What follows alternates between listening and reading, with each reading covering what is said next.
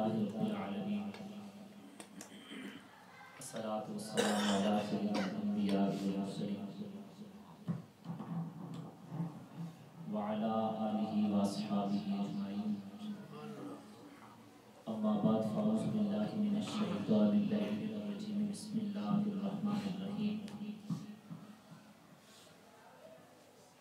وذكر فإن الذكرى تنفع المؤمنين سبحان الله صدق الله العظيم صلوا على الحبيب الصلاة والسلام عليك يا سيدي يا رسول الله وعلى آلك وصحبك يا سيدي يا حبيب الله الصلاة والسلام عليك يا سيدي يا نبي الله وعلى آلك وصحبك يا سيدي يا نور الله الصلاة والسلام عليك يا إمام القبلتين وعلى آلك وصحبك يا سیدی یا جد الحسن والحسین۔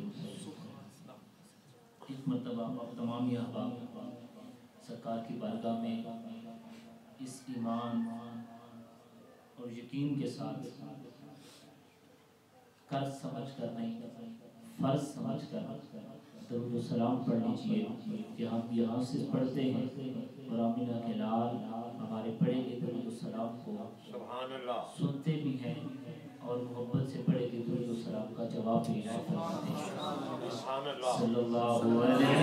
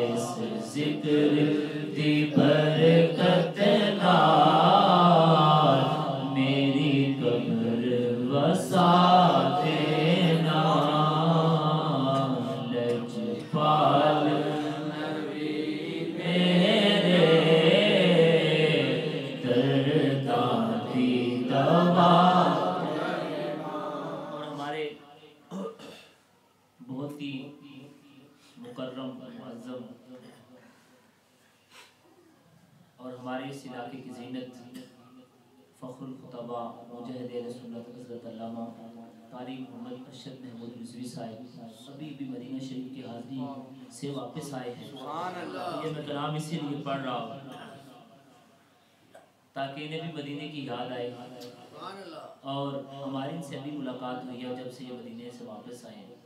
دعا بھی کرتے ہیں کہ اللہ ان کے صدقے ان کی اس مقبول بارگاہ میں حاضری کے صدقے اللہ ہمیں بھی حضور کے روضہ کی زیارت نصیب فرمائے۔ ایک مرتبہ میرے ساتھ مل کر پھر آپ بھی پڑھ لیں کہ دل روندا اے جہاں دینے جدوں لوکی مدینے دو دل روندا اے جہاں دینے جدوں لوکی مدینے دو دل روندا اے جہاں دینے جدوں لوکی مدینے مینوں مجبوریاں تے دوریاں نے ماریا سد لو مدینے آقا کرو مہربانیاں دل روندا اے جہاں دینے جدوں لوکی مدینے دو دل روندا دینے جدوں لوکی ڈاڈا غریب آقا کول میرے زر نہیں اڑ کے میں میں آواں نال میرے پر نہیں دل روندا اے جہاں دینے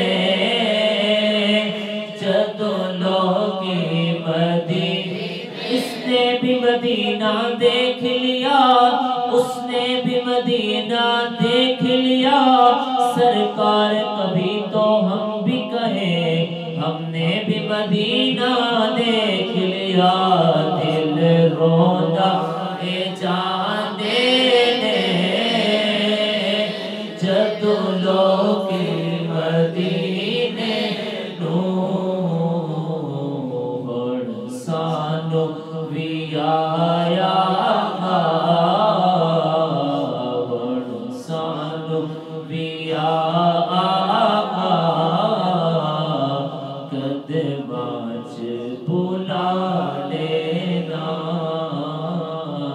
لجپال نبی میرے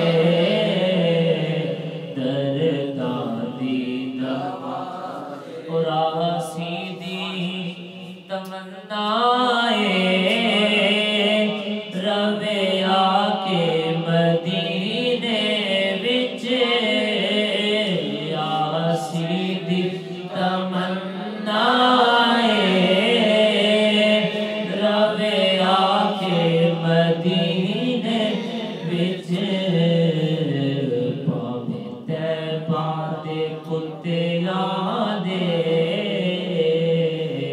پاویں طیبہ دے کتیاں دے پیراں چ بٹھا دینا لجپال نبی میرے درداں دی دوا اللہ جل جلالہ و عما والو کی حمد و ثنا سرور کائنات صلی اللہ تعالیٰ علیہ وسلم کی بارگاہ بےکس پناہ کے اندر ہدیہ درود و سلام پیش فرمانے کے بعد نہایت ہی واجب الاحترام بزرگوں دوستوں ساتھیوں السلام علیکم ورحمۃ اللہ وبرکاتہ احباب عزیز احتشام نماز ظہر کا وقت بڑا قریب ہے اور ہمارے مجلس میں مجاہد سنت علامہ ارشد محمود رضوی صاحب آپ بھی موجود ہیں اور میں نے ان سے کہا بھی کہ آپ بھی خطاب کر دیں اور ویسے بھی یہ مدینہ شریف سے واپس ہو کر آئے تو ہمیں بھی حضور کے روضہ کی اور سرکار کے شہر کی دو چار باتیں سنا دیں یہی خطاب ہوتا ہے لیکن مجھے جیسا انتظامیہ نے اعلان کیا تو میں یہاں بیٹھ گیا اور نعت شریف صرف اس نیت سے پڑھی کہ ہم بھی امام الانبیاء صلی اللہ علیہ وسلم کی بارگاہ میں اپنی حاضری لگوا لیں حضور کی بارگاہ میں استغاثہ فرما لیں صاحبوں خطاب کرنے کا وقت بھی نہیں اور خطاب کرنے کی ضرورت بھی نہیں آپ دوست کافی دیر سے یہاں بیٹھے ہیں اور مجھ سے پہلے انتہائی خوبصورت انداز میں خطیب اہل سنت واعظ شیرین صاحب علامہ قاری محمد طارق ضیائی صاحب آپ سے خطاب فرما چکے ہیں. میں صرف ایک بات آپ سے کہہ کر اجازت چاہتا ہوں، اور جو وقت 10-20 منٹ باقی ہیں وہ ارشد صاحب کو ہی دیں گے. یہ ہمیں حضور کے روزے کی باتیں سنائیں گے، وہی ہم سنیں گے ان سے. اور وہ صرف بات یہ ہے کہ آج پرفتن دور ہے، اور صاحبوں اپنی اولادوں کی فکر کرو. آج اولادیں صراط مستقیم چھوڑ رہی ہیں، اور قرآن کہتا ہے یا ایھا الذین آمنوا قوا انفسکم واہلیکم نارا. خود بھی بچو اور اپنے اہل والوں کو بھی جہنم کی آگ سے بچاؤ. ہر انسان کی ذمہ داری ہے کہ وہ اپنی اولاد کے اچھے انداز میں تربیت کرے، اور اس کی فکر کرنا، اس کی طرف توجہ دینا باپ کی بھی ذمہ داری ہے اور ماں کی بھی ذمہ داری ہے. ماں کی زیادہ ذمہ داری ہے کہ وہ گھر میں رہتی ہے. باپ کی دوسرے نمبر پر ذمہ داری ہے کیونکہ اس کو اللہ نے حاکم بنایا ہے اور اسے پوچھنے کا پورا اختیار ہے. پوچھے میرا بچے تو کہاں گیا تھا، کس کے پاس بیٹھا تھا، یہ کیا باتیں کر رہا ہے. ہمارے آباء و اجداد کا یہ طریقہ ہے، ان کا یہ سلیقہ ہے. ہمارے عقائد یہ ہیں، ہمارے معمولات یہ ہیں. آج باپ کو پتہ ہی نہیں ہوتا کہ بیٹے کے دل میں کیا چل رہا ہے. اور جب باپ کا انتقال ہوتا ہے وہ بیچارہ چرپائی پہ پڑا ہوتا ہے تو اولاد کہہ دیتی ہے کہ ابا افسوس کے ساتھ ہم یہ کہہ رہے ہیں کہ تیرا عقیدہ ٹھیک نہیں تھا، بس رسم دنیا تیرا جنازہ پڑھ رہے ہیں لیکن تیرے لیے دعا نہیں کرنی. اور صاحبہ یہ بات میری یاد رکھنا، یہ بات رسمی نہیں ہے، یہ کوئی بات میں زبانی کلامی یا زبانی جمع خرچ ایسی بات نہیں کہہ رہا. اگر آپ کو اس بات کا کوئی شک ہو اور آپ کہیں کہ شاہ صاحب آپ شاید ویسے اپنی طرف سے بات کہہ رہے ہیں، ایسا بھی بیٹا نہیں کہہ سکتا، تو آپ میری مسجد میں آئیں. جامع مسجد المسلم کے سامنے ایک دکان ہے، میں نام نہیں لیتا آگے. میں اس بندے کے پاس آپ کو لے جاؤں گا اور محلے سے 20 بندے شاید کھڑے کر دوں گا کہ جن کو ہم کہتے تھے کہ لوگوں کے عقائد خراب ہیں، یہ اپنے ماں باپ کو گالیاں دیتے ہیں، تو لوگ کہتے تھے مولوی صاحب آپ فرقہ واریت پھیلاتے ہیں، آپ خاموش ہو گئے. ان لوگوں نے آ کر ہمیں یہ بات کہی. یہ میرے ساتھ دوست ہم دونوں اکٹھے ہوتے ہیں، علامہ قاری نہیں قادری صاحب، پوچھیں ان سے. انہوں نے کہا شاہ جی حد ہو گئی ہے، ایک بندے کی ماں مری ہے، ہم اس کے پاس دعا کرنے گئے اور اس نے آگے سے اتنا بڑا صفحہ اٹھایا اور ہاتھ میں دیا اور اس نے کہا یہ بخاری کی حدیث ہے، ہر انسان جو عمل کرتا ہے اس کے ساتھ اس کے عمل جاتے ہیں. ہماری اماں جو تھی وہ تھی بدعقیدہ، اس کو ایمان کا ہی نہیں پتا تھا، پتہ نہیں کفر پہ مری ہے یہ شرک پہ مری ہے، ہم دعا نہیں کرتے. پوچھیں ان سے. اور میں لے جاتا ہوں آپ کو ان بندوں کے پاس. وہ جس بندے نے مجھے آ کر بتائی نا وہ ڈاکٹر تھا، اور وہ مجھے اکثر کہتا ہے شاہ صاحب یہ آپ نے کیا رولے مچائے ہیں، آپ کیا کہتے ہیں ہم سارے مسلمان ہیں. میں نے کہا بھائی میرے ہمیں کوئی رولا نہیں ہے، ہمیں کیا ضرورت ہے ہمیں رولے ڈالنے کی، ہم تو آپ لوگوں کو کہتے ہیں اپنے آپ کو بچاؤ. وہ اپنے آباء و اجداد کو دیکھو، ہمارے آباء و اجداد کیا کرتے تھے. اور صاحبوں بڑے درد کے ساتھ یہ بات ختم کر رہا ہوں، لمبی نہیں کرنی. ایمان کتابیں کھولنے کا نام نہیں ہے، کتابیں کھول کے بیٹھ جاؤ ہاں جی کتاب میں یہ لکھا ہے کہ یہ ایمان ہے، فلاں میں یہ لکھا ہے یہ ہے، فلاں یہ چیز تو نہیں ہے. ایمان تو کسی اور چیز کا نام ہے. ہم نے تو جب ایمان لایا ہے تو کیا ہم نے کوئی کتاب کھول کر ایمان لایا ہے؟ ہم نے تو ایمان اس لیے لایا کہ اللہ کے محبوب جناب محمد رسول اللہ یہ فرما رہے ہیں. لہٰذا کتابیں دیکھ کر ایمان نہیں پرکھا جائے گا کہ کتاب میں یہ لکھا ہے فلاں لکھا ہے. نہ، یہ دیکھو کہ ابوبکر صدیق کا ایمان کیسا تھا، عمر فاروق کا ایمان کیسا تھا، عثمان غنی کا ایمان کیسا تھا، حضور مولا کائنات سیدنا علی مرتضیٰ کا ایمان کیسا تھا. اس مسئلے میں حضور شیخ عبد القادر جیلانی، حضور غوث الاغیاث قطب الاقطاب حضرت غوث پاک رضی اللہ تعالیٰ عنہ کہتے تھے، کیا کہتے تھے. اور امام اہل سنت سید اعلیٰ حضرت کے نظریات کیا تھے. قبلہ عالم فاتح قادیاں مجدد زمان پیر میرے علی شاہ صاحب کیا کہتے تھے. اب ہمیں کوئی کہے کہ نہیں جو فلاں جگہ یہ لکھا فلاں جگہ، میں کہتا ہوں لکھا اپنے پاس رکھ، ہمیں کیا ضرورت ہے، ہمیں کیا یہ رسم الجنوں میں ڈال رہے ہو کہ یہ لکھا ہے تو وہ لکھا ہے فلاں لکھا ہے. تو یار یہ لکھا وہ ان کو نہیں پتا تھا، وہ صاحب نظر تھے، وہ تو دل کی باتوں کو بھی سمجھتے تھے. اللہ نے ان پر بڑا کرم کیا تھا. جن کو خواب میں سرکار آ کر یہ کہیں کہ میری ختم نبوت کا پیرا دے، وہ کوئی عام بندہ تھا. حسنی حسینی سید اور وقت مجدد اور قادیان کے فتنے کو دبانے والا، اس سے نہیں معلوم تھا کہ حضور کی حدیث کیا کہتی تھی. تو بڑا پڑا آ گیا اور ہمیں آ کر سمجھا رہا ہے. صاحبو ہم ان مسئلوں میں نہیں پڑھنے والے، ہم بس کہتے ہیں چپ کر میرے علی تھے جانی بولن دی. جو بزرگوں نے کہہ دیا ہم اس کو مانتے ہیں اور اس پر آنکھیں بند کر کے ہم اس کے اوپر چل رہے ہیں. آج کا کوئی مولوی مجھے آ کر کہے کہ جی میں یہ مسئلہ بیان کرتا ہوں، میں کہتا ہوں تو پاس رکھ، تو نہ بیان کر، تیری ہمیں ضرورت نہیں. بس ہم وہ مانیں گے جو پیر میرے علی شاہ صاحب رحمۃ اللہ علیہ نے لکھا، ہم وہ کہیں گے جو سید اعلیٰ حضرت رحمۃ اللہ علیہ. اور صاحبو اس ڈگر پر آؤ، اپنی اولادوں کی فکر کرو، اور فکر کیسے کرنی ہے یہ بات میں نے آپ سے کرنی تھی اور یہی کر کے اجازت چاہ رہا ہوں۔ فکر ایسے کرو کہ حضرت صالح بن کیسان رحمۃ اللہ تعالیٰ علیہ مسجد نبوی شریف میں حدیث کے استاد تھے۔ ایک شخص جس کا نام عبدالعزیز تھا وہ آپ کے پاس آیا، اس نے آ کر دیکھا، انداز اچھا لگا، اپنے بچے کو اٹھایا اور بزرگوں کے قدموں میں بٹھا دیا، میرے بچے کو آپ دین کا عالم بنائیں۔ وقت گزرتا گیا اور یہ جو عبدالعزیز صاحب تھے یہ مصر میں چلے گئے، وہاں تجارت کر رہے ہیں۔ کافی وقت گزرا تو استاد نے ایک دن دیکھا، نماز عصر کا وقت تھا، اور سلام جب پھیرا تو دیکھا تو بچے کی 2 رکعتیں رہ گئی تھی۔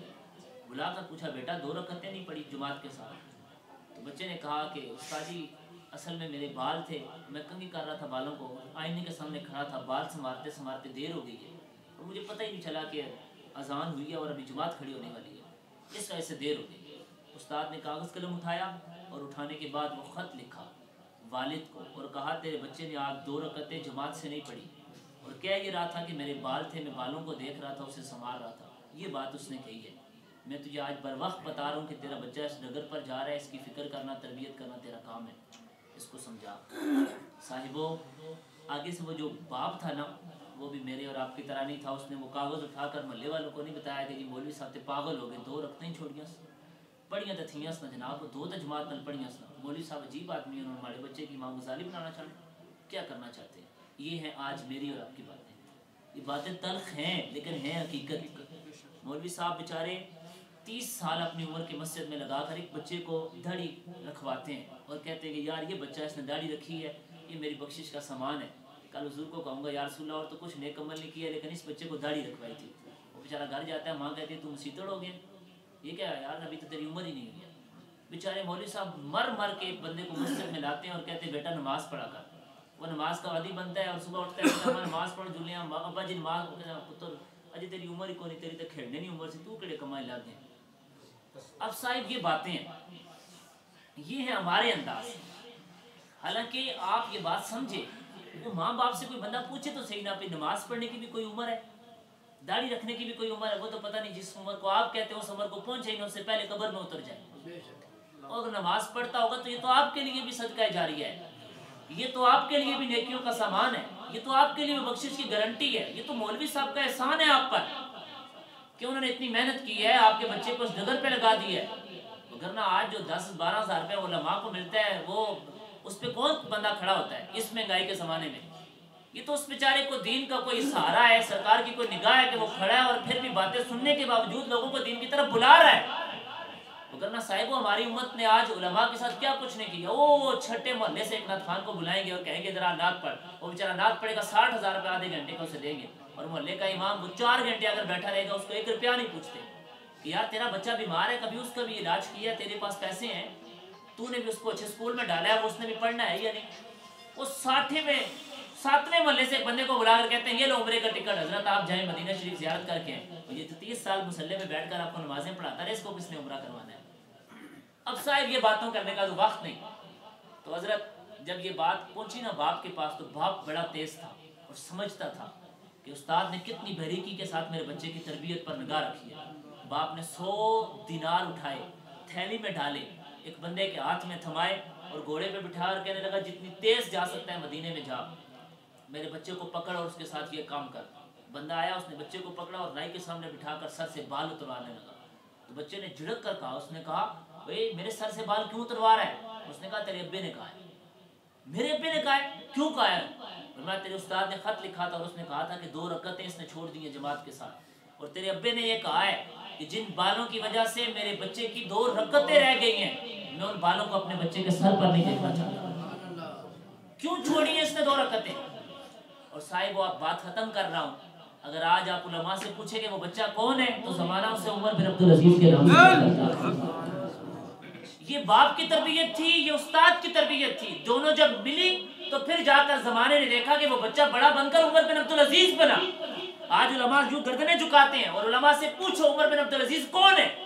امام غزالی رحمۃ اللہ تعالیٰ علیہ جیسے بندے نے یہ بات نقل کی کہ ایک بندے کا انتقال ہو گیا، خواب میں دیکھا گیا اسے، اور اسے کہا کہ تو مر گیا تھا، یہاں پر کیا کر رہا ہے؟ اس نے کہا آج عمر بن عبدالعزیز کا انتقال ہوا ہے، اللہ نے سارے کے سارے انسانوں کو یہ کہا ہے کہ جاؤ آج جا کر عمر بن عبدالعزیز کا جنازہ پڑھ کر آؤ۔ اتنا بڑا بندہ، لیکن کس نے گڑا ہے اسے اور کس کی تربیت کی وجہ سے وہ اتنا بڑا بنا ہے؟